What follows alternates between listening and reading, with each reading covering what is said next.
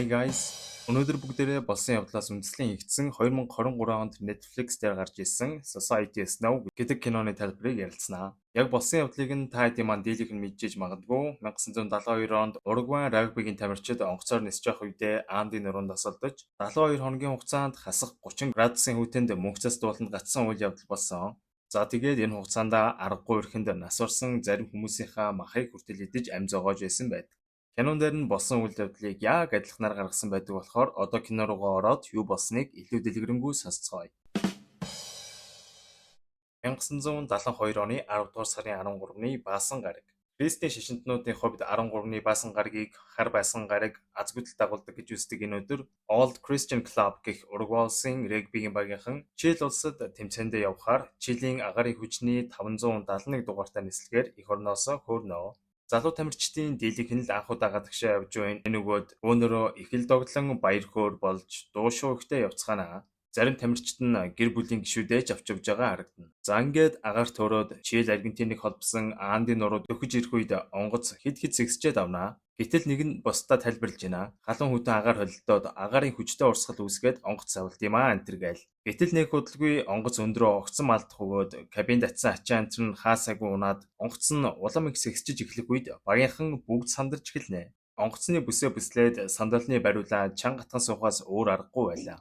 Гэтэл цонхоор нарны хурц туяа тусах үед тэдний суусан онгоц огцом өндрөө алдан Андын нурууг мөргөн бүхэн буруугаараа эргэж орхидог. Онгоцны сүүл хэсэг нь задран хуваагдах үеэр тэдний нэг нь суудалтайгаа шидэгдэж орхино. Нэгийг алдсан хэд чангаар орилгоч энэ амир чимээнд юу ч сонсогдохгүй. Онгоц цасан дунд ирчээрээ явсаар хунгарлагдсан цас мөрөх үеэр тэдний сууж байсан суудлууд нь хоорондоо шахагдан нэлээд хідэн өөд болно. Тэр хэдийн төрүүлж онгоцноос гарсан хідэн бусдыгаа гарган тусламж үзүүлж байх ба зарим нь нисгэгчийн бүхээг рүү очиход нэг нисгэгч нь амьд байсан боловч ганц хоёр үг хэлээд л бас л өөд болчихно. Радио нь ажиллаж гинүү гэд үзтэл радио нь хүртэл таг. Ингээд энэ тэндгүй шархсан хүмүүс онгоцны хэсэг цав цагаан цас мөснөөс өөр юучгүй газар байгаа тэд яаж ч өрлөж тусламж гуйсан хэн ч ирэхэргүй байлаа. Орой болох үед тэр хүүтэн цас мөстэй уулан дээр улмал тэсгэм хүүтэн болж амьд үлдсэн хэд маань цүнх чимдаан гэд гарт харалтсан зүйлсээрээ онгоцоо битүүлж бие биетэйгээ наалдан дулаанаа хадгалж хонноо.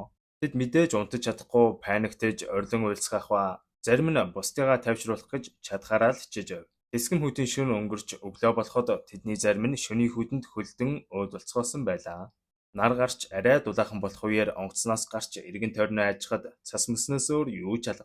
Ингээд тэд онгоцон доторх илүү дутуу юмнуудаа гаргаж хаян шархагдсан хэдийгээ нар сайн тусах газар хэвтүүлэх ба чадхаараа л асар тордож байлаа. Ингээд тэнд байгаа цүнх чимдаануудаас хоол бас хэрэг болчих зүйлсүүдээ хайж гарнаа.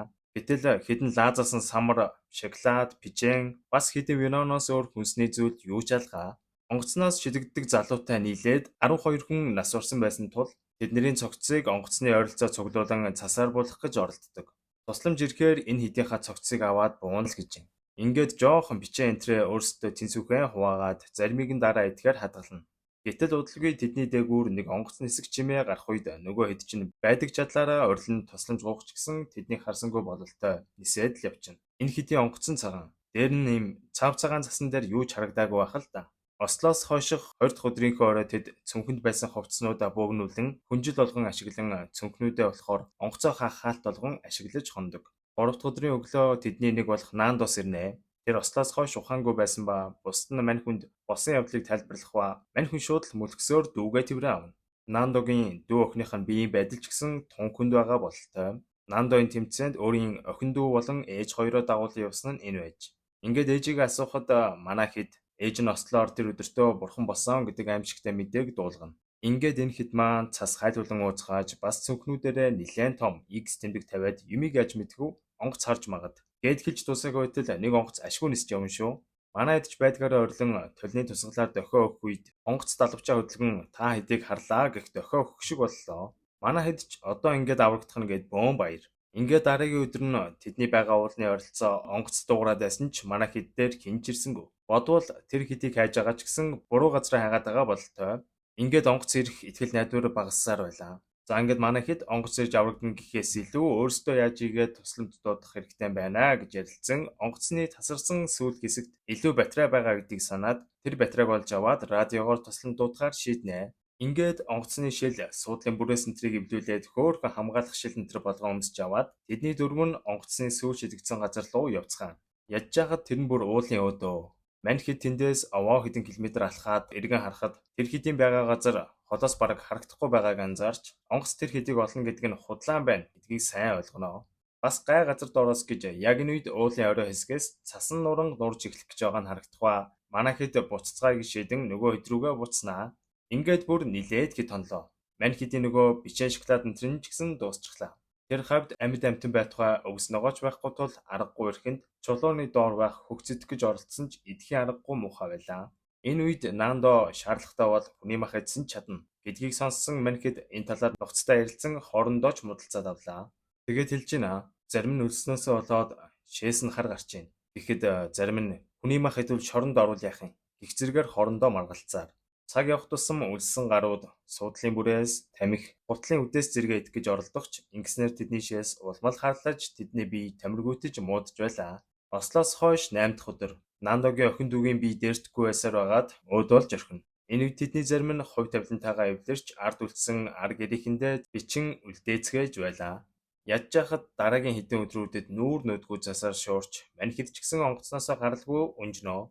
Ингээд явсан явсаар 21 дахь өдөр залхаж туйлцсан хэд хэрэг би нас урвал намайг идэх зөвшөөрлийг та нарт өгч гин. Гэт би бидээ өөрсдийгөө идэх зөвшөөрлийг өгцгөөгөөд эхэллээ. Ингээд тэр хэдийн шийдсэн зарим нь гадагш гарч нөгөө цасанд болсон нас орсон хэдийнхээ махыг хагарсан шилээр огтлон идэж эхэлцгээв. Энийг цонхоор харж суусан зарим нь тэдэнтэй нэгдэн цогцснуудын махыг идэхэр гарах бол тэдний тав нь бид нэр каннибал биш. Ийм юм мэдчих чадахгүй гэд гүрийнэ. За ингээд каннибализм хийж байгаа хэд маань мэдээж хүн идэхэд хэцүү байгаа шүү дээ, тийм. Ингээд тэр хэд өөд болсон хэдийнхаа бие хэсгийг нь булж агаад харахгүйгээр махыг нь тастан эцгээж илаа. Огтолсон зарим махнуудаа ил тавьж наранд гисгэн. Гэтэл энэ үед тэдний нэг нь цасанд болгогдсон байсан цүнх олоход дотроос нь радио гараад ирдэг. Ингээд арай инженер суурьтай нь анти-энтертэй холбож оролцсоор байгаад радиог ажилуулнаа. Гэтэл радиогоор 66 удаа манай хэдийн осолцсон газраар хайсан боловч олж чадаагүй болохоор засгийн газраас эрлээ ажиллагааг албан ёсоор зогсоолоо гэсэн маш муухай мэдээ олж сонсноо. Энэ мэдээг сонссон гарууд бүр ямар ч итгэл найдваргүй болж уйлах нь уйлж зарим нь бүр нэг нэгэндээ уураа гарган барилцсан авч байгаа ч харагдана. Нөгөө хүний мах идэхгүй өнтер гэдээсэн тавыг чинь дөрөв нь бууж өгөөд бусдаагаа нийлээд хүний мах идэхэр болгоч яг нэг гүргэр нь гүрийсээр л байна. За ингээд яаж иж агаад өөрсдийгөө аврах хэрэгтэй болохоор энэ удаад нэлээд сайн бэлтгэж аваад тэдний гурав нь онгоцны сүлийг болохоор аялал гарнаа. Мах идснээс ч болсон уу яасан энэ удаад өмнөхөөсөө хамаагүй эрчтэйгээр илүү хурдан явцгааж байлаа. Нилээн алхсны дараа тэдний замд онгоцны жижиг хэсгүүд бас нөгөө шидэгдсэн залуугийн цогцоос таарнаа. Тэд аль болох хурднаараа алхах ч гэсэн хунгаралцсан цаснууд гулгаад угсан явхад их хэцүү байлаа. Ингээд явсаар орой болоход нэг нүмер газар олж хоногч ямар ч хүнжил майхан энтергүй мань гурав өглөө нь цасан дарагдсан байх нь тэр. Арай жүгжээгүй ч гэсэн нэгнийх нь хараа нилээн муудаж нөгөө хоёр нь ямар ч ирч хүчгүй болсон байв. Ингээд мань гурав ийм байдлаар цаашиж чадахгүй болохоор онгоцны нэг тасарсан хэсгийг чарга болгон ашиглаад буцаад нөгөө хэд дээрээ очноо. Энэ үйл явдлын дараа нөгөө гүргэр нөхөр маань аргагүй ирэхэнд хүний мах идэхээр шийддэг. Ингээд 17 дахь өдөр тэнд битүү засан шуурга болно. Манай хэд ч онгоцноосоо гаралгүйгээр тэндээ баахан юм ярин хөгжилдөн өөрсдийнхөө сэтгэл санааг төрч болтгой дэрдүүлж байлаа. Гэтэл яг энэ үед цасан нуранг тэдний онгоцыг бүрхэж орхино. Цасны дээр гарч чадсан хэдэн цасан дарагдсан нөгөө эдийгөө татах гэж чадхаараа л хичээгч ямар ч тэнхээгүй байгаа тэдэнд их хэцүү байлаа. Аргаа аврахтаа бүр шээсээрээ цасыг гисгэх гэж оролдож үзнэ. Ингээд арай гэж бүх хүмүүс цасан дээр гарахч тэдний дундах цорын ганц бүсгүй цасанд хэтэрхий гүн шигдснээс болоод амьсгалын дутагдалд орон бурхан болсон байлаа. Гэтэл бүр үдж байгаа юм шиг дахиад цасан нуран ороод ирэх нь тэр. Энэ удаад хэтэрхийх цаснаас болж тэдний 7 цасанд булагдсан өөд болно. Амьд гарч чадсан хэд цасыг нөхлөн амьсгалаагаар гаргах ч гэсэн хизээ мэдгүй дараагийн цасан нуран ороод ирэх вэ гэсэн айдастай. Ингээд цасаар бүрхэгдсэн онгоцноос гарч чадахгүй энэ хэцүү байдалд 2 өдөр бүгсэн тэд өлсгийн эрхэнд онгоцонд саяхан нас орсон хэдийнхээ махыг идэхээс өөр аргагүй байдалд хүрдэг. Гэхдээ энэ удаад тэд өмнөх шигээ цасанд болж байгаад махыг нь авч чадахгүй тул хэний махыг идж байгаа гэдгийг мэдэн бас царайг нь харах гэсэн тул бүгд лайнж их үзэж байлаа. Энэ үед ууранд хүрсэн нумаа гарт таарснараа цасыг ухсаар байгаад цонхонд хүрч цонхыг цогсоор байгаад хаглан гадагш гарах гэж оролдож байх үедээ хагарсан цонхны үзүүрт хөлөө гэмтэж орхино. Гэсэн ч нумаа зогссонгүй.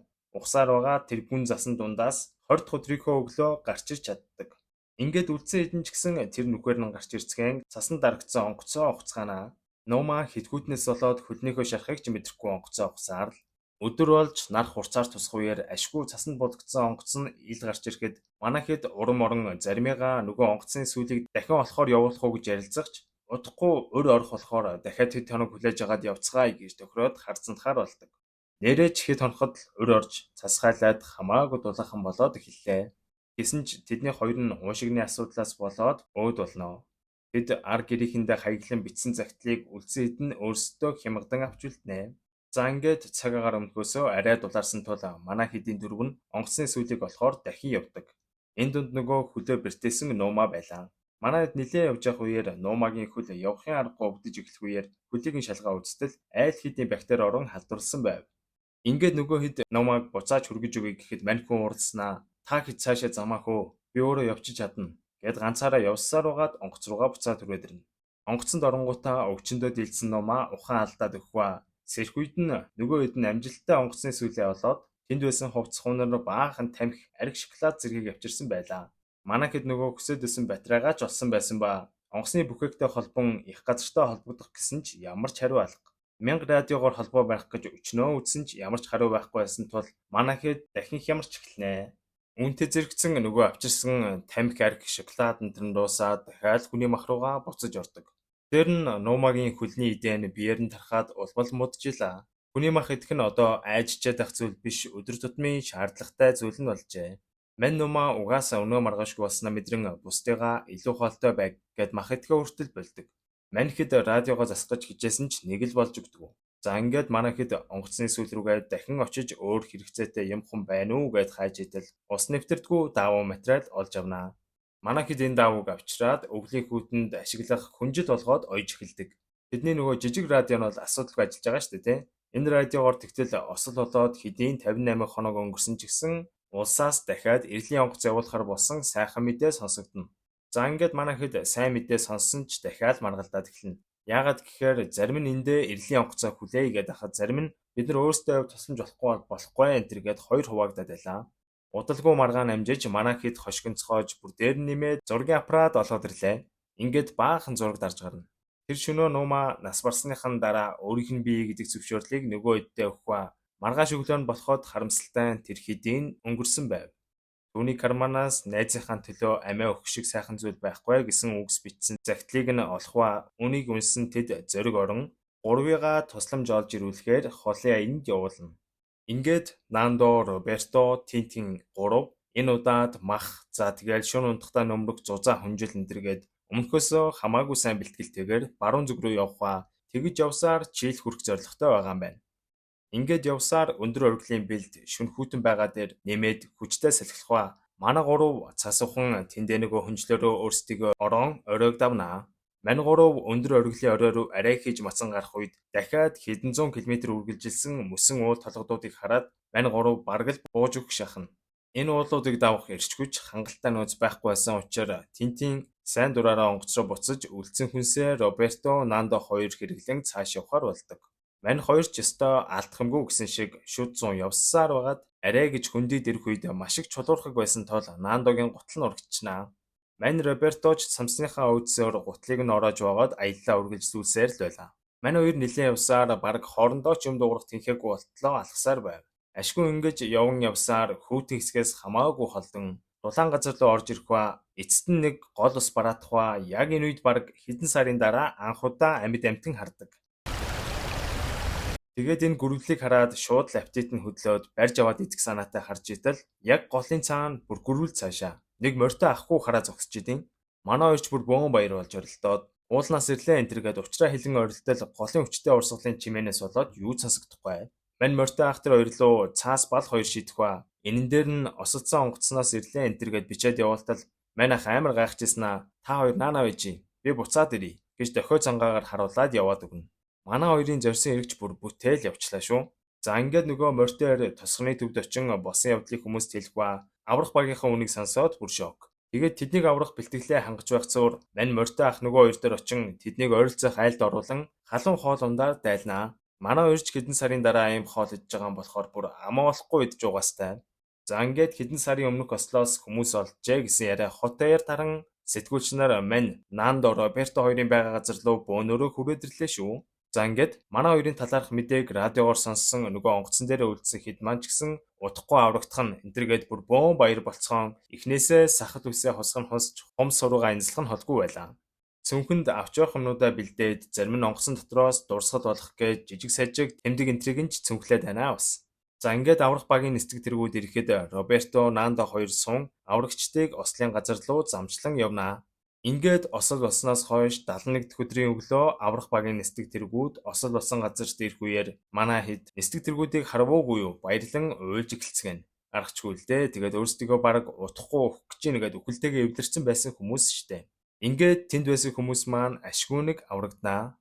За тэгээд тэр эдийг ойролцоох хотын эмнэлэгт авчрах үеэр хэдэн зуун сэтгүүлч бас тэднийг дэмжихээр ирсэн энгийн иргэд байлаа. Тэднийг эмнэлэг рүү оруулж явах үеэр баатрууд энтергээд бүгд л урам зориг өгөн орилж гэнэ. Эмчнэр манай хэд дээр бүтэн биеийн тест хийж эхэлдэг. Манай төрхий 2 сар гарan хоол ундгүй байснаас лоод бүр зарим нь ясан эдрэг болтлоо ч туржээ.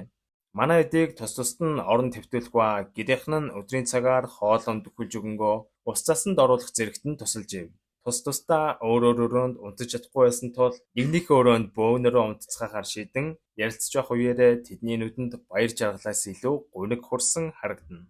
Энэ хүрээд кино маань төгсдөг. 1972 оны 12 сарын 23-ны энэ өдөр Уругвай агаарын хүчний 571 дугаартай нислэгийн ослоос амьд үлдсэн 16 хүмүүс маань бүгд аврагдсан. Харин нөгөө нас орсон 29 хүний цогцыг тэнд нь үлдээсэн ба нас орсон хүмүүст зориулан жижигхэн оршуулгын цогцлбор маягийн зүйл тавьсан байт юм байлээ. За тэгээд бусдыгаа идэж каннибализм үлдсэн гэдэг мэдээлэл удалгүй нийтэд харсны дараа нөгөө Баатаргаа дуудаад байсан хүмүүс нь яг эсрэгээрээ хүн хүнээ идсэн өөдгөө новшнууд гих зэрэгээр харааж эхэлсэн.